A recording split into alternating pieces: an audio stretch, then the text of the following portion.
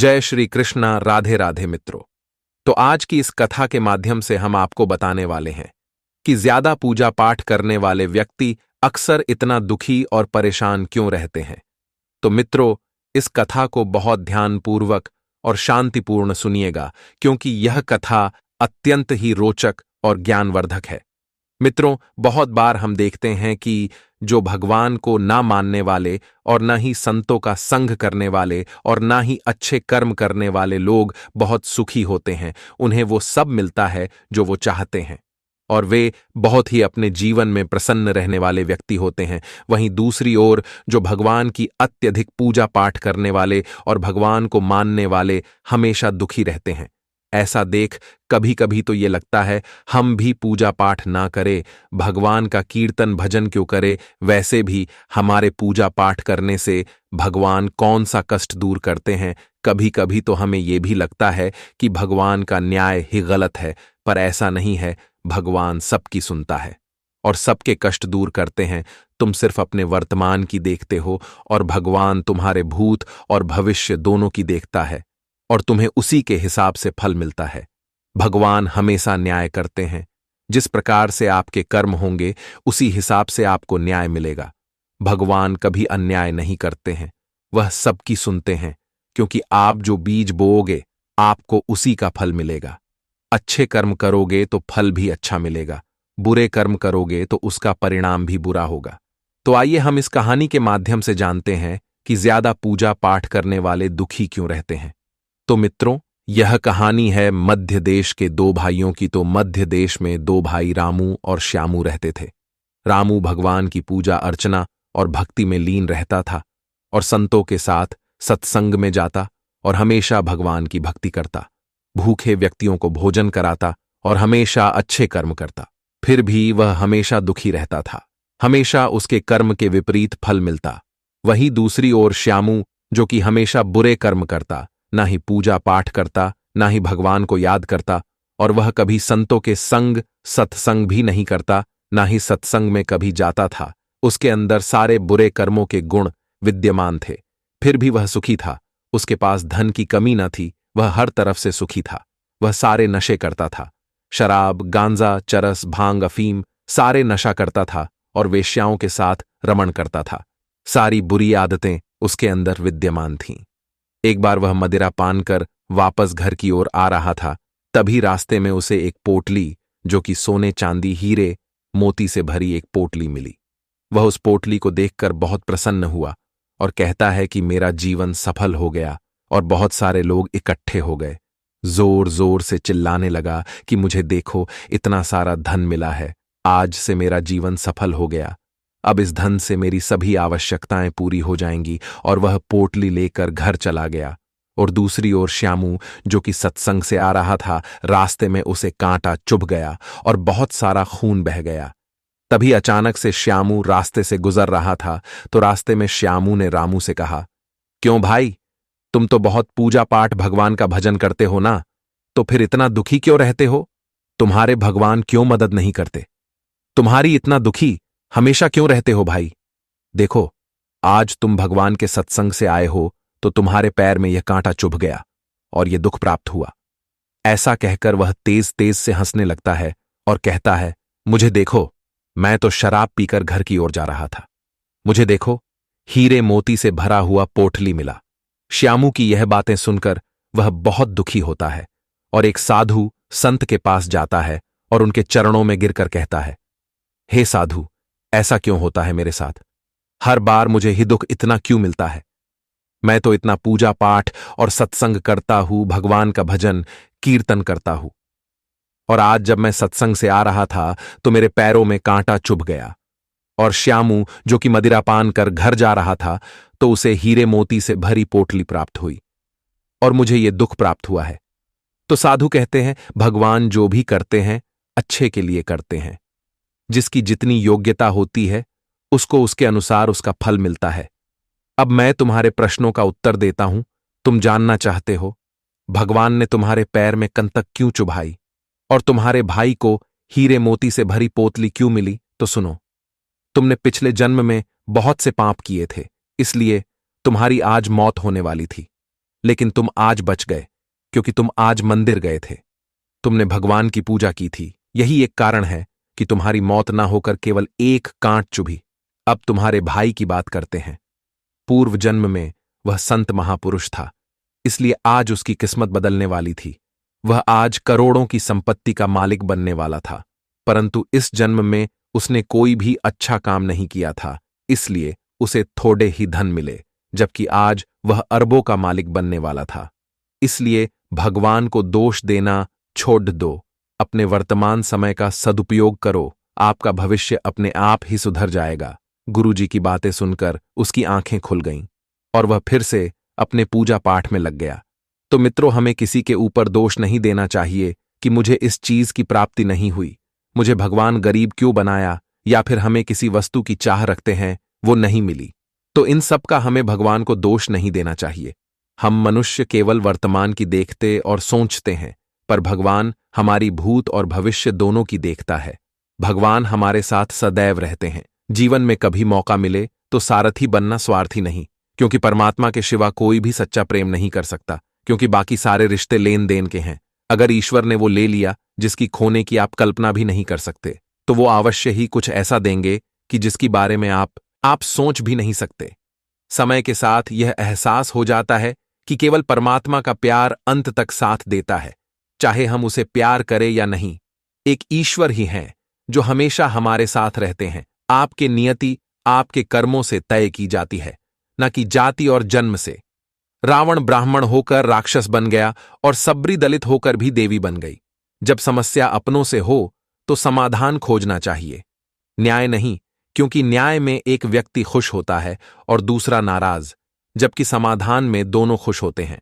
समय का चक्र बहुत तेजी चलता है, तो ना तो बल का अहंकार करे और न ही धन का प्रार्थना। शब्दों से नहीं, हृदय से होनी चाहिए, क्योंकि ईश्वर उनकी भी सुनते हैं जो बोल नहीं सकते। जब हम प्रार्थना करते हैं तो ईश्वर हमारे कहने से ज्यादा सुनता है। जितना हम पूछते हैं उससे ज्यादा जवाब देता है। जितनी हम कल्पना करते हैं उससे ज्यादा और अपने तरीके में देता है। कर्म करते रहो, फल की चिंता मत करो, क्योंकि ऊपर वाला जब भी देता है छप्पर फाड़ के देता है, और तकदीर में जो लिखा है उसकी शिकायत मत करो, क्योंकि कल जो होना है वो तो होकर ही रहेगा। इसीलिए कल की चिंता में आज की हाशी बर्बाद मत करो।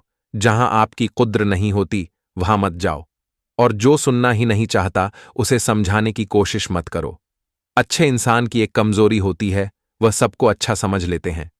ऊपर वाले का खेल भी अजीब है, वह लिखता भी वही है, मिटाता भी वही है, अटकाता भी वही है, और भटकता भी वही है, और समझाता भी वही है। जिंदगी के कठिन समय में वह दिखता नहीं है, पर साथ निभाता भी वही है। जिस दर्द को आपको जाहिर करना पड़े वह दर्द कैसा, और जो दर्द समझ ना सके वो हमदर्द कैसा। इस दुनिया का दस्तूर यही है कि चुप रहो और अपनी दिल की बात किसी से ना कहो। हर आंसू आंखों में ही रखो। हर व्यक्ति नमक लिए चलता है, इसीलिए अपने जख्म औरों को ना दिखाओ। दुनिया में दो तरह के लोग होते हैं, एक वे जो छोटी सी मुसीबत में घबरा जाते हैं और दुखी हो जाते हैं, और दूसरे वे जो चाहे कितनी भी बड़ी मुश्किलें क्यों ना आ जाएं, खुश रहते हैं और अपने आप को संभाल लेते हैं। गिरना भी जरूरी होता है, अपनों का पता चलता है, पढ़ते हैं। जब हाथ उठाने को तो अपनों का पता चलता है। जिन्हें गुस्सा आता है वे सच्चे होते हैं, क्योंकि मैंने अक्सर झूठों को मुस्कुराते हुए देखा है।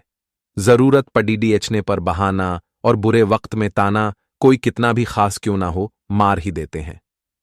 दूसरों की परेशानियों का आनंद न लें, कहीं ईश्वर आपको वही गिफ्ट में ना दे दे, क्योंकि ईश्वर वही देता है जिसे आप प्रसन्न रहते हो। अगर भरोसा खुदा पर है तो वही मिलेगा जो तकदीर में है। अगर भरोसा आपको खुद पर है तो ईश्वर आपको वही देगा जो आप चाहोगे।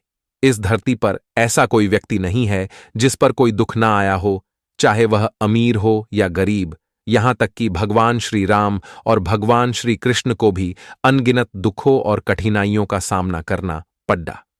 यह कहा जाता है कि दुनिया को जिस नजरिए से आप देखोगे तो दुनिया वैसे ही दिखेगी। इसलिए हर परिस्थिति में खुश रहना सीखिए, क्योंकि खुशी वही चीज है जो आपको ताकत और उम्मीद देती है। जीवन में जब भी हम बुरे दौर से गुजरते हैं तो मन में यही सवाल आता है कि ईश्वर मेरी परेशानियां देखता क्यों नहीं है, मेरी परेशानियां दूर क्यों नहीं करता। तो सुख दुख तो हमारे जीवन का एक हिस्सा है। जीवन है तो परेशानियां भी आएंगी। ईश्वर की न्याय की चक्की थोड़ी धीमी जरूर चलती है, पर पिसती बहुत बारीकी से है।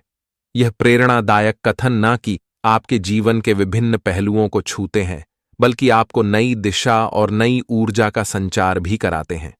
कभी कभी हमें यह लगता है कि भगवान हमारी परीक्षा क्यों लेते हैं। तो ध्यान से सुनिए, जो बच्चा पढ़ेगा, स्कूल जाएगा, उसी की तो परीक्षा होगी। जो बच्चा स्कूल में नाम ही न लिखवाए, पढ़ना ही नहीं है, जिन्हें उनकी परीक्षा थोड़ी होगी। और जो पढ़ते ही नहीं हैं, उनकी कहां से परीक्षा होगी। तो परीक्षा उसी की होती है जिसे आगे बढ़ना होता है। जिन्हें भगवान को पाना ही नहीं, उनकी कहां परीक्षा होगी। और जिन्हें भगवान को पाने के लिए आगे बढ़ना है, तो उन्हें परीक्षा देकर आगे गुजरना ही पड्डे ढहेगा। सोने के आभूषण जब बनते हैं तो पहले सोने को तपया जाता है। इसी प्रकार भगवान को पाने के लिए जब तक भक्ति नहीं करोगे, जब तक सोने की तरह तपोगे नहीं, तब तक तुम्हें कैसे भक्ति प्राप्ति होगी, ईश्वर के दर्शन कैसे प्राप्त होंगे। जब तक कोई भक्ति की आग में, प्रेम की आग में, विश्वास की कसौटी में कसेगा नहीं, तब तक मुझे लगता है भगवत प्राप्ति संभव नहीं है। भगवान परीक्षा इसलिए लेते हैं। पहले आपको देखते हैं कि आप उनको पाने के लिए उनकी परीक्षा में सफल होते हैं कि हार मान लेते हैं। जब आप मिट्टी का घड़ी अच्छा खरीदते हैं तो सबसे पहले उसे ठोंक बजाकर देखते हैं कि कच्चा तो नहीं है, फूटा तो नहीं है। 100 रुपये का घड्डी डेहा जब आप खरीदते हो तो 5 बार चेक करते हो, फूटा तो नहीं है। तो भगवान जिसे अपना भक्त बनाएंगे, जिनको अपना दर्शन देंगे, क्या उसको बिना परीक्षा के दे देंगे? अरे उसे भी तो देखेंगे कि ये मेरे योग्य है या नहीं, ये मेरे भक्त बनने की योग्यता रखता है कि नहीं। ऐसा तो नहीं कि ये टूट जाए। सुदामा 4 दिन तक भूखे थे। न केवल सुदामा ही भूखे थे, बल्कि उनकी पत्नी और बच्चे भी 4 दिन तक भूखे थे। भगवान परीक्षा ले रहे थे कि देखो ये भूखे रह सकते हैं कि नहीं। कोई और होता तो टूट जाता कि नहीं। मैं 2 दिन से भूखा हूं, क्यों भगवान का भजन करूं, और कर भी रहा तो अच्छा खाने को नहीं मिलता, मैं क्यों करूं। जब भगवान हमारी सुनते ही नहीं हैं, तो सुदामा का ये था कि मैं भूखे मर भी जाऊं तो भी कन्हैया मैं आपका भजन करता रहूंगा। तो भगवान की भक्ति बहुत कठिन नहीं है, पर जब भगवान परीक्षा लेंगे तो थोड़ी सी कठिनता होगी। राजा हरिश्चंद्र को बाजार में बिकना पड़ा, यह परीक्षा ही तो थी। यदि राजा हरिश्चंद्र बाजार में न बिकते, सत्य का पालन न करते, तो आज उन्हें कौन जानता। मोहरध्वज ने अपने बच्चे को आरे चीर कर दान कर दिया, सत्य के लिए किया।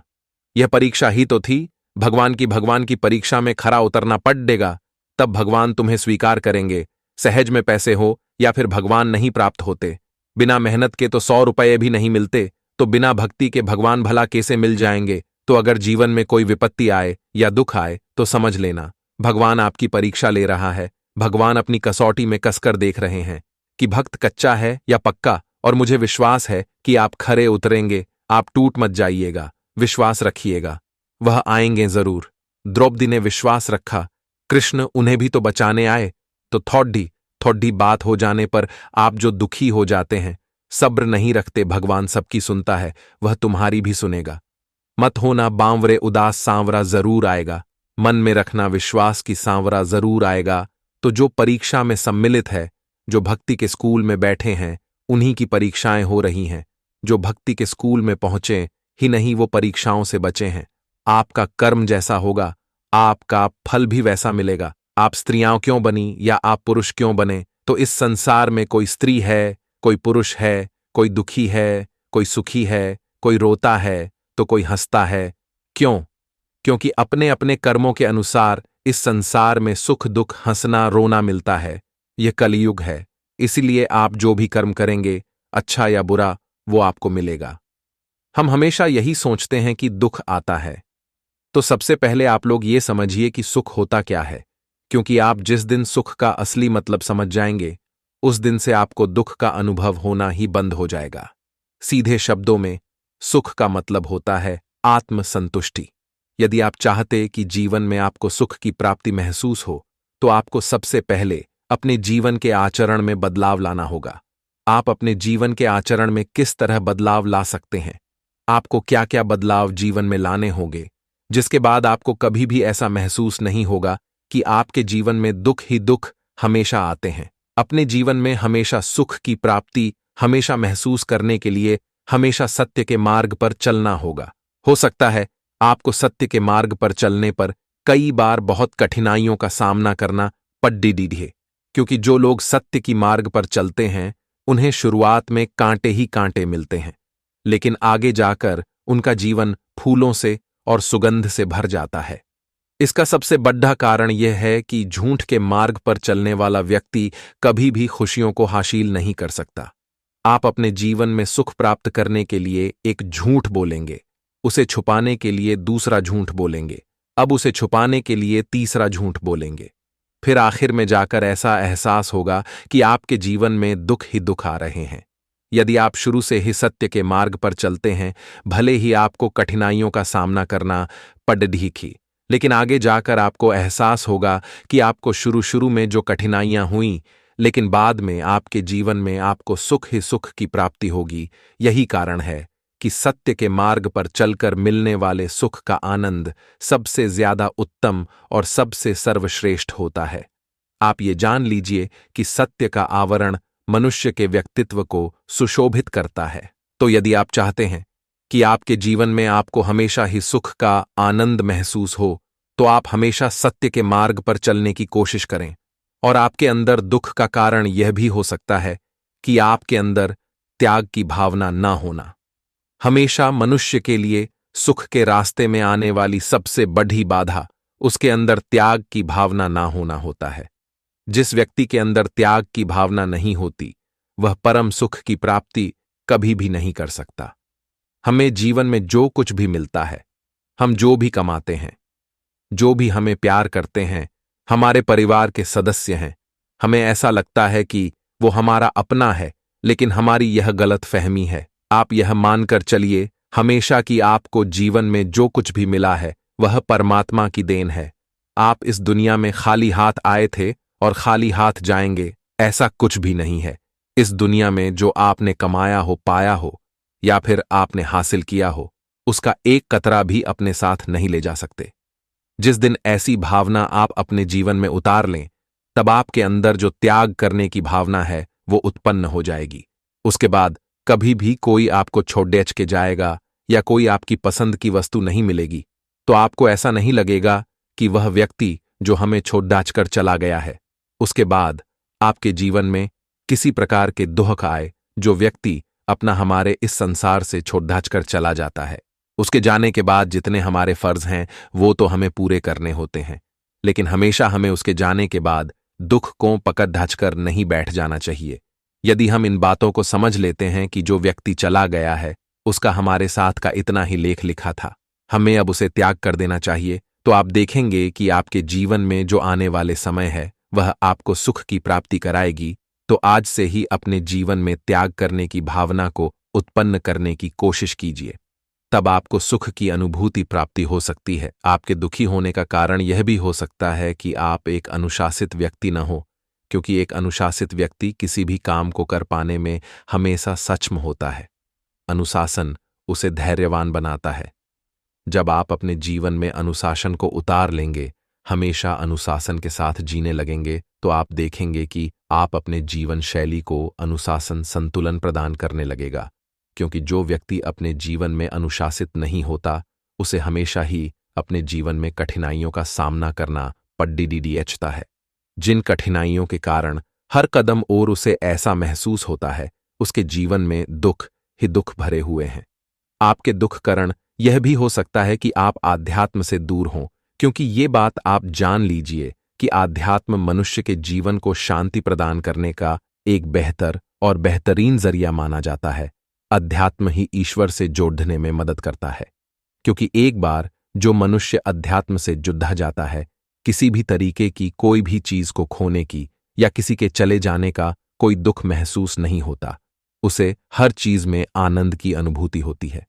जिस दिन आप अध्यात्म से जुड़ जाएंगे, उस दिन आपको यह एहसास होगा कि आपके पास जो भी कुछ है वह सब ईश्वर की देन है। अगर कुछ चला भी जाता है तो आपको तुरंत पता चल जाएगा कि जो भी कुछ था वह ईश्वर ने दिया था और ईश्वर ने ही वापस ले लिया है। आपके मुंह की एकाग्रता के लिए अध्यात्म को हमेशा आपको आवश्यकता मानना चाहिए। आपके जीवन में हमेशा दुख का कारण एक यह भी हो सकता है कि आप प्रकृति के बारे में अनजान हो। यदि आप प्रकृति के बारे में ठीक से नहीं समझते हैं तो आपको बता दें, प्रकृति मनुष्य के जीवन के लिए सबसे आवश्यक है, या फिर कहा जा सकता है कि प्रकृति ही मनुष्य का जीवन प्रदान करती है। जिस दिन आप प्रकृति के बारे में समझ जाएंगे कि आपके जन्म लेने से लेकर आपकी मृत्यु तक सभी जरूरतों को पूरा करने का जो आधार है वो प्रकृति ही है, उस दिन से आप अपने जीवन में सुख की अनुभूति महसूस करने लगेंगे। यदि आप अपने जीवन में सुख महसूस करना चाहते हैं तो आपको प्रकृति का हमेशा आभार व्यक्त करते रहना चाहिए। आपको प्रकृति का नुकसान करने से बचते रहना चाहिए।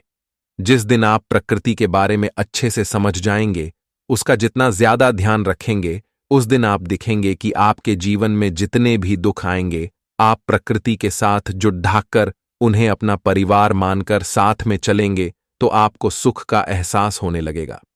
भगवान श्री कृष्ण कहते हैं कि वास्तविक जीवन तब शुरू होता है जब यह भौतिक जीवन समाप्त हो जाता है। मित्रों, जो लोग सदाचारी होते हैं, जीवन में अच्छे कर्म किए होते हैं, वे वास्तव में विशेष होते हैं जब उनकी मृत्यु का समय निश्चित हो जाता है। तो दोस्तों, वे इस दुनिया को छोड़ डचकर आगे की यात्रा जारी रखते हैं। बुरे कर्म करने वालों की तुलना में अच्छे कर्म करने वालों का जीवन काफी कठिन है। आपने अक्सर ऐसा वास्तविक रूप से भी देखा होगा और अक्सर ऐसा होता भी है। स्वयं श्री कृष्ण के मुख से निकली श्रीमद् भगवद गीता के दिव्य ज्ञान से प्रेरित ऐसे पवित्र और अनमोल विचारों की जो आपके जीवन से सारे दुख, चिंता और निराशाओं का अंत करके जीवन को नई ऊर्जा और उमंग और खुशियों से भर देंगे। श्रीमद् भगवद गीता सिर्फ एक धर्म के लिए नहीं है, बल्कि इसे धरती के हर एक इंसान को समझना और पढ़ना चाहिए ताकि वह अपनी जिंदगी में सुख, शांति व सफलता की प्राप्ति कर सके। कहा जाता है कि जिस घर में गीता का पाठ हर रोज पढ़ा जाता है या सुना जाता है, उस घर में भगवान श्री कृष्ण स्वयं आते रहते हैं। भक्त अगर मन से भगवान को याद करे तो भगवान अपने भक्तों की रक्षा अवश्य करते हैं और भगवान उनके सारे संकट हर लेते हैं। यदि कोई व्यक्ति बुरी सोच के साथ बिताया काम करता है तो उसे कष्ट और दुख ही मिलता है। यदि कोई शुद्ध विचारों के साथ बोलता है या काम करता है तो उसकी परछाई की तरह खुशियां उसका साथ कभी नहीं छोड़ती। महान कार्य करने का यही तरीका है कि आप उसे करें जो आप करना चाहते हैं। मैदान से हारा हुआ इंसान तो फिर से जीत सकता है, लेकिन मन से हारा हुआ व्यक्ति कभी नहीं जीत सकता। इसलिए मन से कभी हार मत मानना। अगर आपने सफर शुरू कर ही दिया है तो बीच रास्ते से लौटने का कोई फायदा नहीं होगा, क्योंकि वापस आने में जितनी दूरी तय होगी, क्या पता मंजिल उससे भी पास हो। नामुमकिन कुछ भी नहीं है। हम वह सब कर सकते हैं जो सोच सकते हैं, और वह सब सोच सकते हैं जो हमने कभी नहीं सोचा। सब संभव है। तो प्रभु, सुख देना तो इतना देना कि अहंकार ना आए, और दुख देना तो इतना कि जिससे आस्था ना खो जाए। श्री कृष्ण जी कहते हैं कि मनुष्य का जीवन केवल उसके कर्मों पर चलता है। जैसा उसका कर्म होता है वैसा उसका जीवन होता है। जो मनुष्य मुझसे परम प्रेम करके इस परम रहस्य गीता शास्त्र को जो सुनेगा, वह सभी पांपों से मुक्त होकर परम धाम को प्राप्त होगा। मित्रों, मैं आशा करता हूं इस वीडियो से आपने बहुत कुछ सीखा होगा।